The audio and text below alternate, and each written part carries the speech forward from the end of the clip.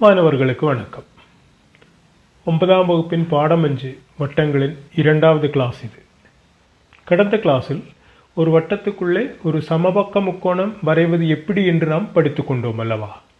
அதாவது ஒரு வட்டம் வரைந்து அதனுள்ளே ஒரு சமபக்க முக்கோணம் வரைய வேண்டும். முக்கோணத்தின் உச்சிகள் எல்லாம் வட்டத்தில் இருக்க வேண்டும்.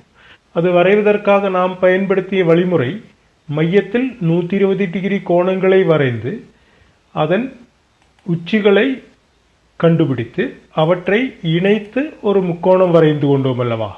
அவ்வாறுதான் அந்த முக்கோணத்தை நாம் வரைந்தோம்.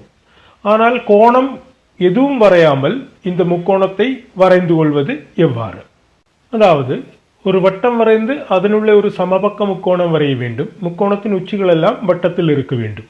மையத்தில் 120 டிகிரி கோணம் வரையாமல் இந்த வட்டத்தை எப்படி வரைந்து கொள்வது? பாருங்கள், நமது மாதிரி படம். ஒரு வட்டத்தில் ஏபிசி என்று ஒரு முக்கோணம் வரைய வேண்டும். அதில் 3 பக்கங்களும் சமமாக இருக்க வேண்டும். இதில் இந்த உச்சிகளை வட்ட மையத்துடன் இணைக்கும் போது மையத்தில் கிடைக்கும் கோணம் 120 டிகிரி என நமக்கு தெரியும் அல்லவா? இப்பொழுது இந்த வட்ட மையத்திலிருந்து ஏபி என்ற ஒரு பக்கத்திற்கு செங்குத்தாக ஒரு கோடு, ஒரு ஆரம் வரைகிறோம் என வைத்துக் கொள்ளுங்கள். அதாவது இவ்வாறு இந்த ஓடி என்ற ஆரம் ஏபி என்ற பக்கத்திற்கு செங்குத்தாக வரைந்த ஆரமாகும். ஏபி என்ற நான் அந்த நாணிற்கு மையத்திலிருந்து வரையும் செங்குத்து கோடு அந்த நாணை சமபாகம் செய்யும். அது வட்டத்தில் நாம் படித்த கருத்து. அந்த கருத்தினை எடுத்துக்கொள்ளும் பொழுது இந்த ஓடி என்ற ஆரம் ஏபி என்ற நாணை சமபாகம் செய்கிறது என எடுத்துக்கொள்ளலாம். மேலும் அந்த கோணத்தையும் அது இரண்டாக பிரிக்கும் அல்லவா? அதாவது இந்த ஓயில் உருவான இந்த சிறிய கோணம் அது எத்தனை டிகிரியாக இருக்கும்? 120 பாதி 60 டிகிரியாக இருக்கும். பாருங்கள், இப்போது நாம் இந்த டி என்ற புள்ளியும் ஏ என்ற புள்ளியும் இணைத்து ஒரு கோடு வரைகிறோம் என வைத்துக் கொள்ளுங்கள். அப்பொழுது நமக்கு இவ்வாறு ஒரு முக்கோணம் கிடைக்கும் அல்லவா? ODA.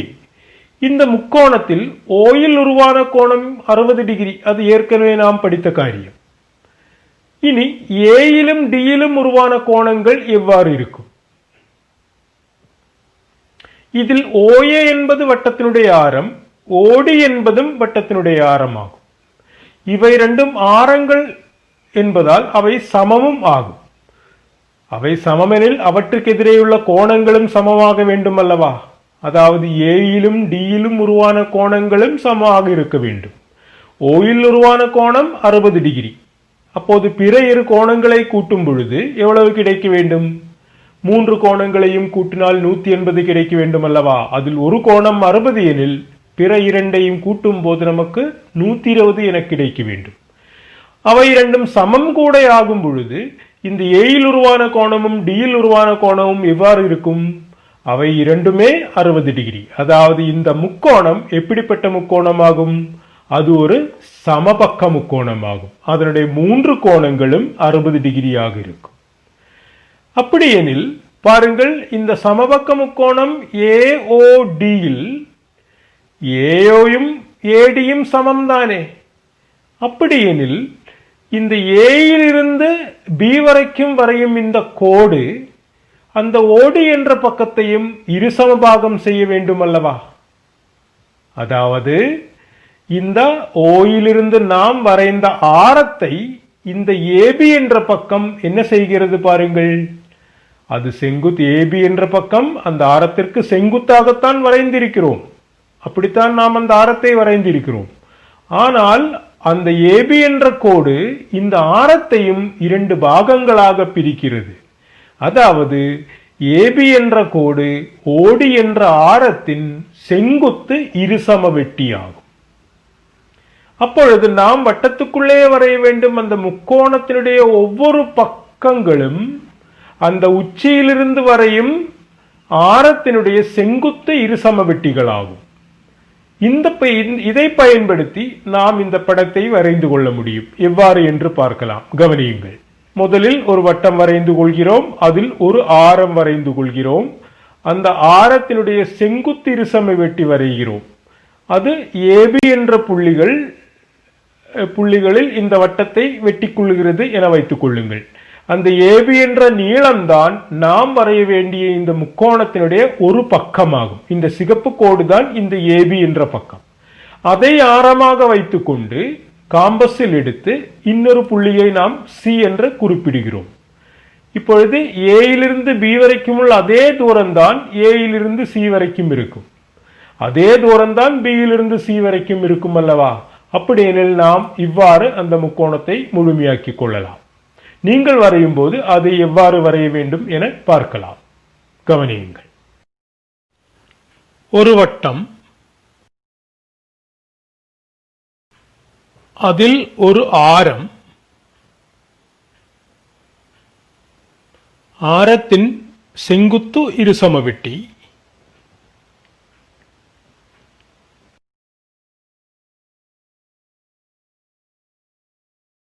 அந்த செங்குத்து இருசமவெட்டி வட்டத்தை வெட்டும் புள்ளிகளுக்கு ஏ பி என்று பெயர்.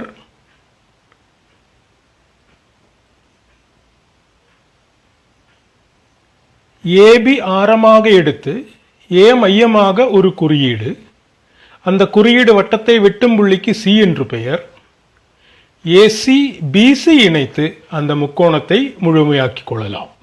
இவ்வாறு வட்டத்துக்குள்ளே கோணங்கள் எதுவும் வரையாமல் ஒரு சமபக்க முக்கோணம் உருவாக்க முடியும். இந்த வட்டத்தை வரைந்து படித்துக் கொள்ளுங்கள். இனி இப்பகுதியில் வரும் ஒரு கேள்வியை பார்க்கலாம். இரு வட்டங்களின் மையங்களை இணைக்கும் கோடு அவ்வட்டங்கள் வெட்டிக்கொள்ளும் புள்ளிகளை இணைக்கும் கோட்டின் செங்குத்து இருசமவெட்டி என நிறுவுக. 2 வட்டங்கள் வரையப்பட்டிருக்கு. அந்த 2 வட்டங்களும் வெட்டிக்கொள்ளும் புள்ளிகளை இணைத்து ஒரு கோடு வரையப்பட்டிருக்கு. அந்த வட்டங்களின் மையப்புள்ளிகளை இணைத்து ஒரு கோடு வரையப்பட்டிருக்கு. இந்த வட்டங்களின் மையப்புள்ளிகளை இணைத்து வரையும் கோடு இந்த வெட்டிக்கொள்ளும் புள்ளிகளின் இணைத்து வரையும் கோட்டின் செங்குத்து இருசமவெட்டி என நிறுவ வேண்டும். பாருங்கள், படத்தை வரைந்து கொள்ளலாம். வட்டங்களின் மையங்கள் ஏ பி, வெட்டிக்கொள்ளும் புள்ளிகள் பி கியூ. நிரூபிக்க வேண்டியது என்ன? ஏபி பிக்யூவின் செங்குத்து இருசமவெட்டியாகும் என நிரூபிக்க வேண்டும். அதற்காக நாம் பாருங்கள், ஏபி ஏயிலிருந்து பி வரைக்கும் ஒரு கோடு, ஏயிலிருந்து கியூ வரைக்கும் ஒரு கோடு, பி கியூ பிபி இந்த கோடுகளை இணைத்துக் கொள்கிறோம். பாருங்கள், இவ்வாறு இணைத்துக் கொள்கிறோம். இப்பொழுது நமக்கு பாருங்கள், 2 முக்கோணங்கள் கிடைத்திருக்கிறது. மேலே ஒரு முக்கோணம் பச்சை நிறத்தில், கீழே ஒன்று சிகப்பு நிறத்தில். முக்கோணங்களை ஏ பி பி எனவும் ஏ கியூ பி எனவும் கூறிக்கொள்ளலாம். இந்த முக்கோணங்களில் பாருங்கள், ஏபியும் ஏக்யூவும் சமம். ஏயிலிருந்து பி வரைக்குள்ள நீளமும் ஏயிலிருந்து கியூ வரைக்குள்ள நீளமும் சமம். ஏனென்றால் அது இந்த நீளை வட்டத்தின் ஆரங்களாகும். அதேபோல் பிபியும் பிக்யூவும் சமம். அவையும் சிறிய வட்டத்தினுடைய ஆரங்களாகும். இனி ஏபி என்ற கோடு பாருங்கள், அது மேலேயுள்ள முக்கோணத்திலையும் இருக்கு, கீழே உள்ள முக்கோணத்திலையும் இருக்கு. அப்படியெனில் அது பொதுவான கோடு. இப்பொழுது இந்த நீலை முக்கோணத்தினுடைய 3 பக்கங்கள் சிகப்பு முக்கோணத்தினுடைய 3 பக்கங்களுக்கு சமமாக இருக்கிறது அல்லவா? அப்படியெனில் இந்த 2 முக்கோணங்களும் எப்படிப்பட்ட முக்கோணங்களாகும்? அவை சர்வசம முக்கோணங்களாகும். அதாவது ஏபிபி என்ற முக்கோணமும் ஏக்யூபி என்ற முக்கோணமும் சர்வசம முக்கோணங்களாகும். அப்படியெனில் அந்த முக்கோணங்களில் சம பக்கங்களுக்கு எதிரேயுள்ள கோணங்களும் சமமாகும் அல்லவா? அப்படியெனில் கவனியுங்கள், இந்த ஏயில் வரும் இந்த இரண்டு கோணங்களும் சமமாய்க்கொள்ளும் அல்லவா?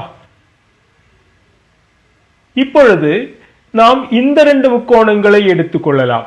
பாருங்கள், ஏபிஎம் என்ற முக்கோணமும் ஏக்யூஎம் என்ற முக்கோணமும், இந்த இரண்டு முக்கோணங்களை எடுத்துக்கொள்ளலாம். இவை ரெண்டும் எப்படிப்பட்ட முக்கோணங்களாகும்? அவையும் சர்வசம முக்கோணங்களாகும் அல்லவா? ஏனெனில் ஏக்யூயும் ஏபியும் சமம். ஏயில் உருவான கோணமும் இந்த சிகப்பு முக்கோணத்தில் ஏயில் உருவான கோணமும் சமம். ஏஎம் என்பது பொது. அப்படியெனில் இந்த இரண்டு முக்கோணங்களும் எப்படிப்பட்ட முக்கோணங்களாகும்? அவையும் சர்வசம முக்கோணங்களாகும். அப்படியெனில் பிஎம் எம்கியூ இந்த ரெண்டு கோடுகள் எப்படியாகும்? அவை ரெண்டும் சமமாக வேண்டும் அல்லவா? அதாவது எம் என்பது பிக்யூவின் மைய புள்ளியாகும். மேலும் எம்மில் உருவான இந்த கோணம், பச்சை நிறத்தில் முக்கோணத்தில் எம்மில் உருவான கோணமும் சிகப்பு நிற முக்கோணத்தில் எம்மில் உருவான கோணமும், இந்த ரெண்டு கோணங்களும் எப்படி இருக்கும்? அவை ரெண்டும் சமம். அவை ரெண்டும் கூட்டும்போது வரை ஜோடிகளும் கூட கூட்டும்போது 180 கிடைக்க வேண்டுமெனில் அவை இரண்டும் எவ்வளவாக இருக்க வேண்டும்? இரண்டுமே 90 டிகிரியாக இருக்க வேண்டும். அதாவது ஏபி என்ற கோடு PQ என்ற கோட்டிற்கு செங்குத்து இருசமவெட்டி என சொல்லிக் கொள்ளலாம். அதாவது AM என்ற கோடு, ஏயிலிருந்து எம் வரைக்கும் உள்ள கோடு தானே ஏபி என்ற கோடும், அவை ரெண்டும் ஒரே கோடு தான். AM PQவின் செங்குத்து இருசமவெட்டி ஆகும். அதாவது ஏபி PQவின் செங்குத்து இருசமவெட்டி என நிரூபித்து விட்டோம். பாருங்கள், இன்னொரு கேள்வி, இரண்டாவது கேள்வி. ஒரே மையத்தை கொண்ட இரு வட்டங்களும் ஒரு கோடும் படத்தில் காட்டப்பட்டுள்ளன. கோட்டின் இரு பக்கங்களிலும் வட்டங்களுக்கு இடையுள்ள பகுதிகளுக்கு ஒரே நீளம் என நிறுவுக. பாருங்கள், அந்த படத்தை வரைந்திருக்கிறோம். இப்போது நமக்கு நிரூபிக்க வேண்டியது இரண்டு வட்டங்கள், ரெண்டு வட்டங்களும் ஒரே மையமான வட்டங்கள். அதில் ஏபி என்ற ஒரு நாண், அந்த இரண்டு வட்டங்களுக்கிடையே உள்ள துண்டுகளின் அது ஏசியும் டிபியும் ஆகும். அவற்றுக்கு ஒரே நீளம் என நிறுவ வேண்டும். அதாவது ஏசி சமம் டிபி என நிறுவ வேண்டும்.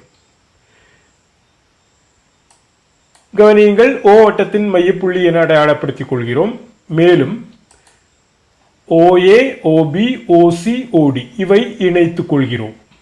இதில் OA சமம் OB ஆகும், OC சமம் OD ஆகும். ஏனெனில் அதது வட்டங்களின் ஆரங்கள். இனி ஏபியின் மையப்புள்ளியை M என குறிப்பிட்டிருக்கிறோம். அதையும் அடையாளப்படுத்திக் கொள்கிறோம். இப்போது கவனியுங்கள், M மையப்புள்ளி என்பதால் AM சமம் MB ஆகும். ஏனெனில் M அதனுடைய ஏபியின் மையப்புள்ளி ஆகும். மேலும் OM இணைத்து ஒரு கோடு வரைகிறோம். அந்த கோடு வட்ட மையத்தையும் ஏபி என்ற நாணின் மையப்புள்ளியை இணைக்கும் கோடு அல்லவா? அது நாணிற்கு செங்குத்தாகும் என நாம் படித்துக் கொண்டிருக்கிறோம். அதாவது இந்த இடையே உள்ள கோணம் எப்படிப்பட்ட கோணம்? அது 90 டிகிரி ஆகும், அது செங்குத்தாகும். அதாவது OM என்பது ஏபிக்கு செங்குத்து. இனி கவனியுங்கள், இந்த சிறிய வட்டத்தில் CD சிறிய வட்டத்தினுடைய நாணாகும். அதில் OM என்பது மையத்தில் இருந்துள்ள செங்குத்தும் ஆகும்.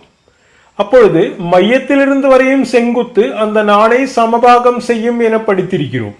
அதாவது CM சமம் MD ஆகும். அப்படி ஒரு கருத்தினை நாம் வட்டத்தில் படித்திருக்கிறோம்.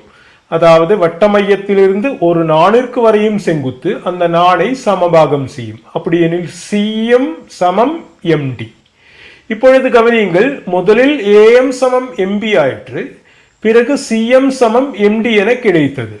இந்த AM இலிருந்து CM ஐ கழிக்கும் பொழுது ஏயிலிருந்து M வரைக்குள்ள தூரத்திலிருந்து சியிலிருந்து M வரைக்குள்ள தூரத்தை கழித்தால் நமக்கு AC கிடைக்கும் அல்லவா? அதே போல் MB யிலிருந்து MD ஐ கழித்தால் DB என்ற கோடும் நமக்கு கிடைக்கும்.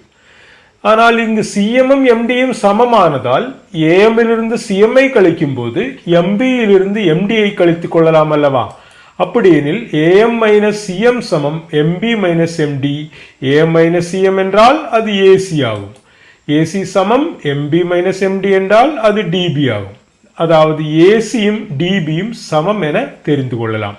ஒரே நீளமுள்ள இரண்டு துண்டுகளிலிருந்து சமநீளமுள்ள இரண்டு துண்டுகளை கழித்துக் கொள்கிறோம். ஏயிலிருந்து எம் வரைக்கும் உள்ள தூரமும் எம்மிலிருந்து பி வரைக்கும் உள்ள தூரமும் சமம். அந்த சம துண்டுகளிலிருந்து சிஎம்மும் எம்டியும் அவை இரண்டும் சமம், அதை கழித்துக் கொள்கிறோம். அப்படியெனில் நமக்கு கிடைப்பது ஏசி என்ற கோடும் டிபி என்ற கோடும் சமம் என கிடைக்கும். அதாவது இரண்டு வட்டங்களுக்கு இடையே உள்ள பாகங்களின் நீளங்கள் சமம் என இவ்வாறு நாம் நிரூபித்துக் கொள்ளலாம். அதாவது வட்டத்தில் வரும் நாம் படித்த கருத்துக்களின் ஒரு பயன்பாடு ஆகும்.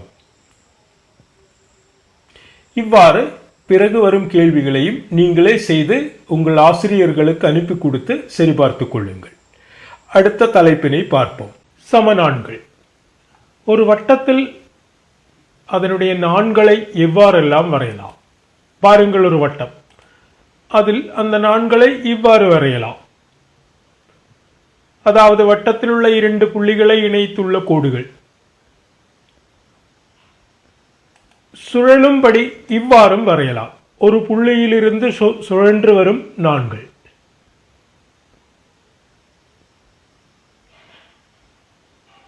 அந்த புள்ளி வட்டத்துக்கு வெளியே எனில் அந்த நான்கள் இவ்வாறு இருக்கும்.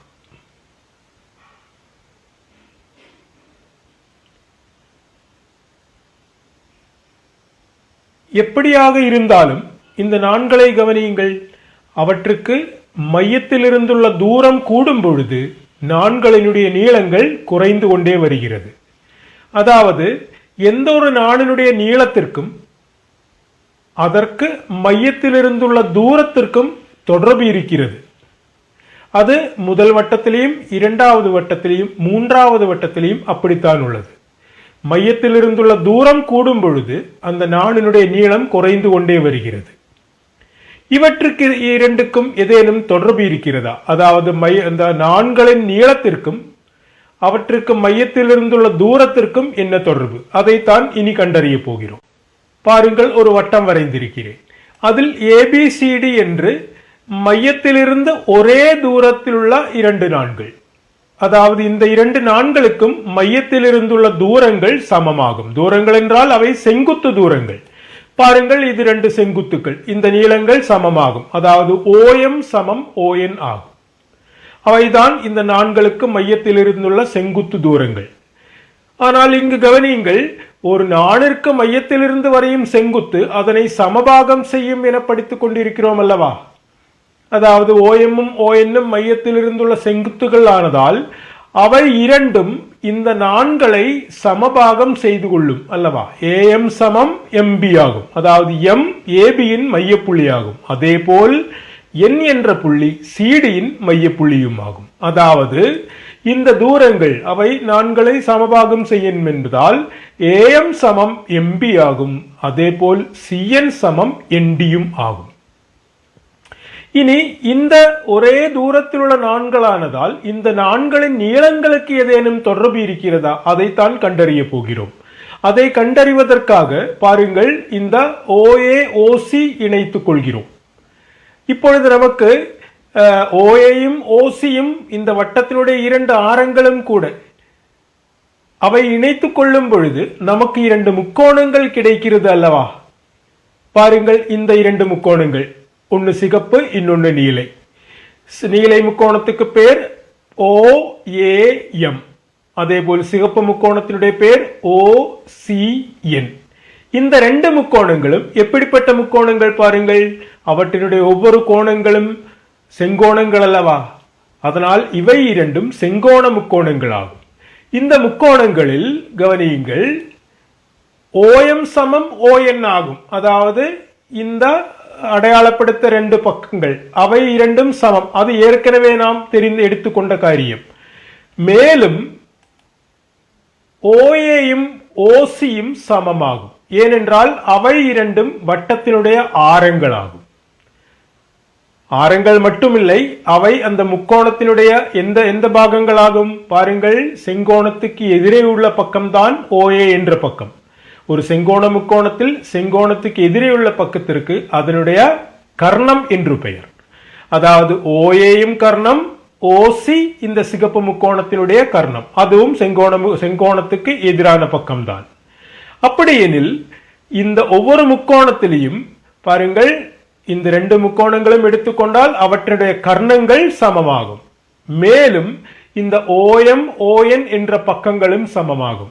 அப்படியெனில் இதனுடைய பித்தகோரஸ் கோட்பாடை பயன்படுத்தும் பொழுது மூன்றாவது பக்கங்கள் எவ்வாறு இருக்கும் பாருங்கள். ஒரு செங்கோண முக்கோணத்தினுடைய கர்ணமும் ஒரு பக்கமும் தெரிந்தால் அதனுடைய மூன்றாவது பக்கம் பித்தகோரஸ் கோட்பாடினை பயன்படுத்தி கண்டுகொள்ளலாம். அவ்வாறெனில் இந்த AM என்ற பக்கமும் CN என்ற பக்கமும் எப்படி இருக்கும்? அவை இரண்டும் சமமாக வேண்டும் அல்லவா பித்தகோரஸ் கோட்பாடின்படி. அதாவது AMம் CNம் சமம். ஆனால் AMம் MBயும் சமம் என நாம் ஏற்கனவே தெரிந்து கொண்டிருக்கிறோம். அதேபோல் CNம் NDயும் சமம். இப்போது நமக்கு இந்த AMம் CNம் சமம் என கிடைத்திருக்கிறது.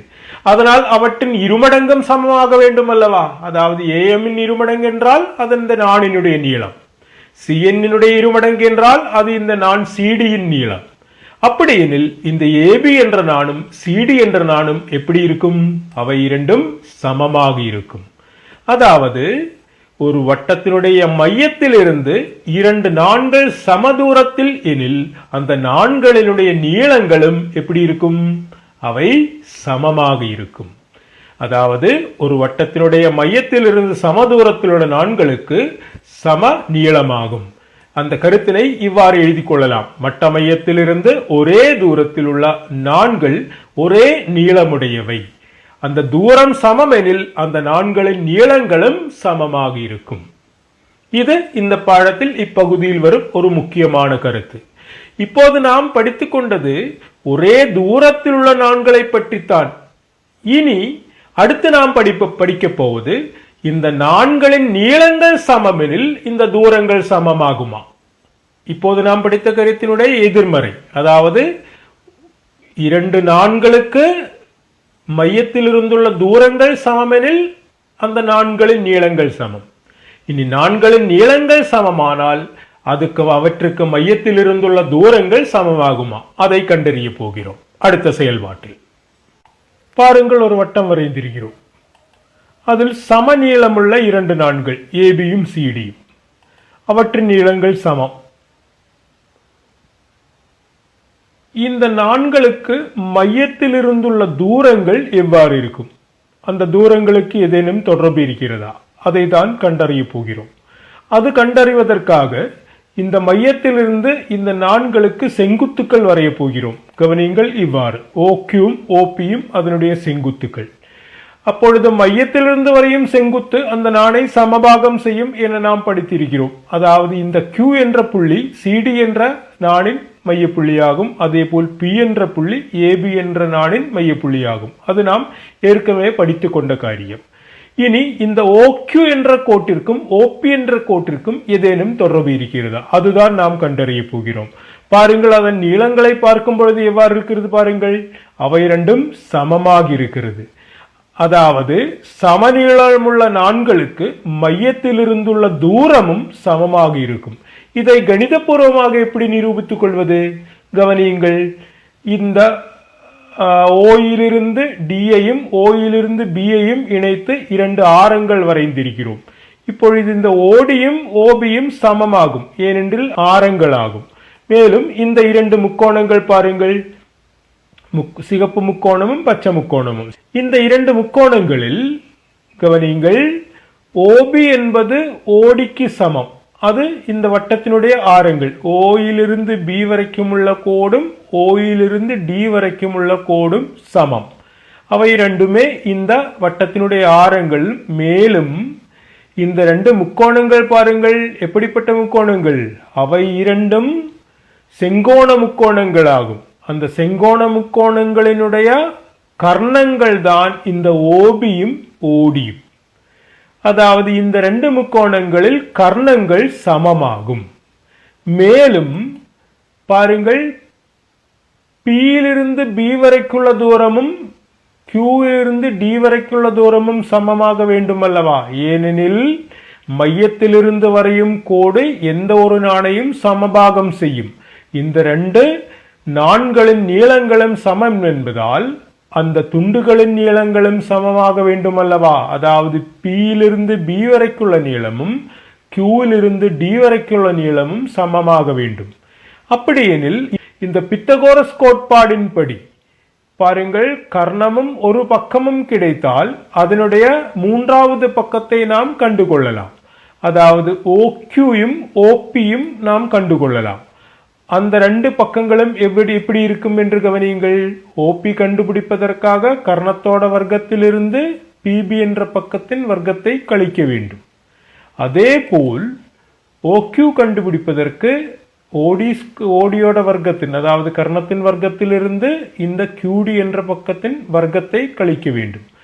இவை சமம் அல்லவா? OB என்பது ODக்கு சமம், PB என்பது QDக்கும் சமம். அப்படியெனில் இந்த வர்க்கமூலங்கள் இரண்டுமே சமமாக வேண்டும் அல்லவா? அதாவது OPயும் OQவும் சமமாக வேண்டும். அப்படியெனில் இந்த OP சமம் OQ ஆகும். அதாவது இந்த நான்களுக்கு வட்ட மையத்தில் இருந்துள்ள தூரங்கள் எவ்வாறாகும்? அவை சமமாகும். ஒரு வட்டத்தின் சம நீளமுள்ள நான்களுக்கு வட்ட மையத்தில் இருந்துள்ள தூரமும் சமமாகும். இப்போது நாம் படித்த இந்த இரண்டு கருத்துக்கள், ஒரு வட்டத்தினுடைய இரண்டு நான்களுக்கு மையத்தில் இருந்து ஒரே தூரமெனில் அவற்றினுடைய நீளங்கள் சமமாகும். அதேபோல் இரண்டு நான்களுக்கு ஒரே நீளமெனில் அவற்றுக்கு மையத்தில் இருந்துள்ள தூரங்களும் சமமாகும். இது இந்த பகுதியில் வரும் வட்டம் என்ற பாடத்தில் வரும் முக்கியமான கருத்துக்கள் ஆகும். இந்த கருத்துக்களை பயன்படுத்தியுள்ள கேள்விகளை அடுத்த கிளாஸில் செய்து கொள்ளப் போகிறோம். அடுத்த கிளாஸில் உங்களை சந்திக்கும் வரை நன்றி, வணக்கம்.